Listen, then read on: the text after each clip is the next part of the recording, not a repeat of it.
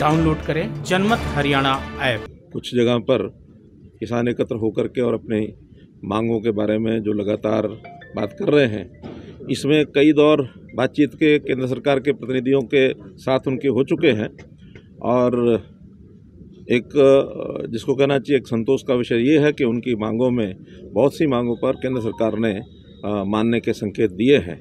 5-6 demands जो थी वो सब मानने के लिए केंद्र सरकार ने कहा है और मैं समझता हूँ कि आज जैसे किसानों की बातचीत हो रही है, कुछ किसानों ने ज़रूर ये कहा कि हमको ये मंजूर नहीं है, लेकिन बहुत किसान ऐसे भी हैं जो इस मत के हैं कि इन बातों को स्वीकार करना चाहिए। और मेरी अपील भी है उन किसानों को कि ये जो विषय हैं, उनकी जितनी शंकाएं थी उनको दूर करते हुए ये जो समाधान किया जा रहा है ये उचित समाधान है और किसानों को अपना धरना जो समाप्त करना चाहिए। और सर्दी का मौसम है, कोरोना का काल है, इसलिए सबको जा करके अपने अपने काम में लगना चाहिए। इसी को एक मैं कह सकता हूँ कि एक सफलता के रूप में आगे बढ़ाना चाहिए। सीएम साहब, केंद्र सरकार ने 3 काले कानून बनाए, ये किसानों का कहना है और वो उनकी लगातार ये मांग है कि इनको खारिज किया जाए। लेकिन आप स्टेट गवर्नमेंट के नाते, हालांकि विधानसभा का सेशन हो चुका है, आपकी तरफ से जवाब आ चुका है, लेकिन क्या आप सोचते हैं अभी भी कि कुछ स्टेट गवर्नमेंट भी अपने स्टेट के किसानों को किसी तरह से कोई लक्ष्य कर सकती है? देखिए, उनकी जो शंकाएं हैं वैसे तो निर्मूल हमने सिद्ध कर दी हैं।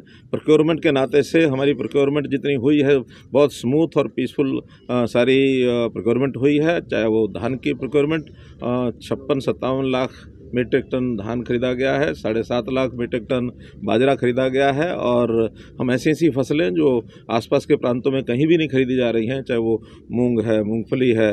ये मूंगफली पहली बार हरियाणा में उसकी प्रोक्योरमेंट हमने शुरू की है और उससे पहले भी सूरजमुखी, सरसों ये भी हम खरीदते रहे हैं और हम आगे आने वाले समय में इन सब फसलों को MSP पर खरीदेंगे। ये हमने आश्वासन दिया है, करके भी दिखाया।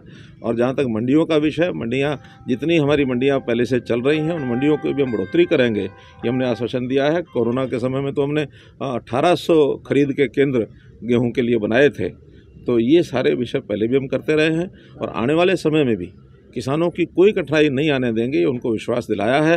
किसानों की जो भी कठिनाइयाँ होंगी उसके ऊपर हम सहानुभूतिपूर्वक विचार करेंगे। आपके गठबंधन के सहयोगी हैं सर, वो कह रहे हैं कि मुकदमे जो किसानों पे दर्ज हुए पिछले दिनों में जब उन्होंने दिल्ली कूच किया, वो मुकदमे वापस होने चाहिए, उस पर कोई सहमति बनी है सर? देखिए, वो बहुत सामान्य विषय है, कोई बड़े विषय नहीं है वो। और वो यानी एक छोटी मोटी कोई बात ऐसी हो भी जाती है तो वो सब बातों के ऊपर विचार किया जाएगा, सबको ठीक किया जाएगा।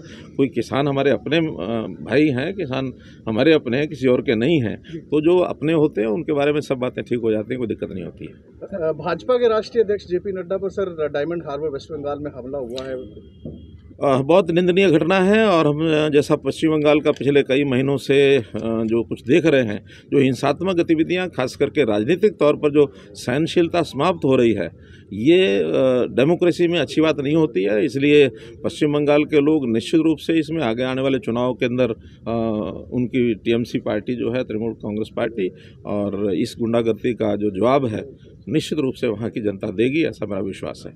सीएम साहब, आपकी पार्टी गठबंधन के साथ सत्ता में है। गठबंधन के कई विधायक और निर्दलीय जो कई विधायक जिनका सरकार को समर्थन था, वो कह रहे हैं कि सरकार बाद में है, हम पहले किसान हैं और किसानों के साथ हैं, अपना सीधा समर्थन किसानों को दे रहे हैं।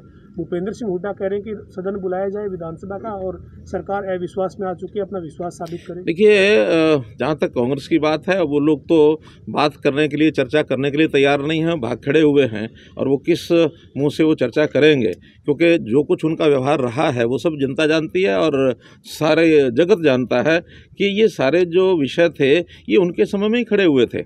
और उनके विषय के जितने भी ये जो कानून के अंदर परिवर्तन किया जाए और APMC में भी कानून में बदलाव किए जाए, ये उनके नेता सारे कह चुके हैं। शरद पवार जब कृषि मंत्री थे उस समय भी ये सारी बातें उन्होंने कही। भूपेंद्र हुड्डा, उन्होंने भी 2011 के अंदर ये सारी बातें कही। और वो जब स्वयं इस चीज़ के, इस कमेटी के प्रमुख थे, ये उस समय के सारे वीडियो, सारे प्रमाण आप लोगों के सामने हैं। आज वो किस मुँह से इसका विरोध करेंगे, ये एक विपक्ष में रह करके अपनी राजनीतिक रोटियां सेकना, किसानों के कंधों पर बंदूक रख करके, ये उचित नहीं है, शोभा नहीं देता। लोग समझते हैं और कोई भी विषय ऐसा अगर होगा, हम पूरी चर्चा सदन में, सदन के बाहर, जनता में, सब जगह चर्चा करने के लिए तैयार हैं। और ये जो बिल हैं किस प्रकार से जनता यानी किसानों को लाभ पहुँचाएंगे, ये एक एक विषय आज भी हम कह रहे हैं, कभी भी अवसर आएगा उस समय कहेंगे।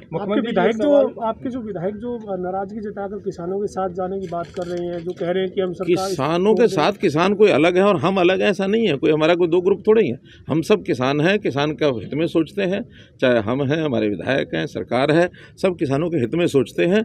और उसमें जहाँ कहीं मिसअंडरस्टैंडिंग है उसको दूर करने के लिए केंद्र सरकार ने बहुत सी बातें कह दी हैं, करेंगे जी। एक चर्चा और चल पड़ी है सर कि आज आप डिप्टी सीएम के घर पे मीटिंग कर रहे हैं, इस पर भी विपक्ष ये कह रहा है कि अब गठबंधन ने थोड़ा दबाव बनाया है, इसलिए उनके घर पे ये हमारे डिप्टी सीएम साथी खड़े हैं। अब इनसे आप बात कर सकते हैं। डिप्टी सीएम और हम कोई अलग नहीं है, हमारी गठबंधन की सरकार है, मजबूत सरकार है। और इस मजबूत सरकार के नाते से अभी तक जो हम काम किया है, आगे भी लगातार 4 वर्ष जो है इसके अंदर गठबंधन मजबूती से चलाएगा सरकार, कहीं किसी प्रकार की दिक्कत नहीं है। एक विषय की जानकारी और आपको देनी है जिस पर आज हमने चर्चा की है, और वो है कि जैसे अभी पंचायतों के चुनाव का कार्यकाल 5 वर्ष का वो पूरा हो रहा है, और निश्चित रूप से अब कार्यकाल की समाप्ति पर कभी भी जनवरी में ये चुनाव जो है संभावित है, वो चुनाव हम समय पर कराएंगे। ये भी आपके माध्यम से हम सारे समाज को, जनता को, हरियाणा की जनता को बताना चाहते हैं। मुख्यमंत्री, एक सवाल ये है कि अभी तक बहुत सारी बातें इस तरह की आ रही थी कि राजनीतिक से पूरी तरह से प्रेरित है ये आंदोलन, लेकिन अब हरियाणा की भी काफ़ी संख्या में खाप पंचायतें हैं, किसानों का समर्थन, और वो वहाँ पर पहुँच रहे हैं। तो क्या अब भी इसको कहा जा सकता है किसी भी लिहाज से कि कहीं ना कहीं इसमें राजनीति से प्रेरित है? निश्चित रूप से राजनीति से प्रेरित है। ये जितने भी राजनीतिक दल हैं, चाहे वो हरियाणा के हैं, चाहे पंजाब के लोग हैं, ये जो इन बिलों का समर्थन भी करते रहे हैं। इसमें अकाली दल भी समर्थन करता रहा है, कांग्रेस तो इन बिलों को पहले लेकर के ही आई है। देश भर में चाहे वो शरद पवार जी कृषि मंत्री थे, वो समर्थन करते रहे, तृणमूल ने समर्थन किया, राष्ट्रीय जनता दल ने समर्थन किया, समाजवादी पार्टी ने समर्थन किया, बहुजन समाज पार्टी ने किया, डीएमके ने किया। ये सब पार्टियां जो यूपीए में थी, इन्होंने समर्थन किया था। हमारे साथ भी जो पार्टियां लगी हुई थी, उन्होंने भी इसका समर्थन किया। किसी ने पार्टी के नाते कभी भी अपने अपने काल में कभी विरोध नहीं किया। आज अगर विरोध है तो केवल राजनीतिक तौर पर कि किसी प्रकार से नरेंद्र मोदी की सरकार को यानी कैसे दबाया जाए और कैसे विरोध में स्वर पैदा किया जाए। और इन सब विषयों में धीरे धीरे सारा पटाक्षेप होगा तो आप लोग को और पता चलेगा। हरियाणा का किसान, मैं पहले भी कहा है कि ये राजनीतिक नेताओं के अलावा बाकी लोग सब ठीक हैं। राजनीतिक नेता इसमें अपना प्रदर्शन कर रहे हैं और कुछ औपचारिकताएं लोग निभाते हैं, अपनी निभा रहे हैं, लेकिन कुल मिला के हरियाणा के किसान प्रसन्न है, खुश है। राजनीति के आगे, राजनीति के पीछे हर हलचल को जानने के लिए हमारे YouTube चैनल जनमत हरियाणा को लाइक करें, सब्सक्राइब करें और अपडेट रहने के लिए बेल आइकन दबाना ना भूलें। देखते रहें जनमत हरियाणा, सच के अलावा कुछ भी नहीं।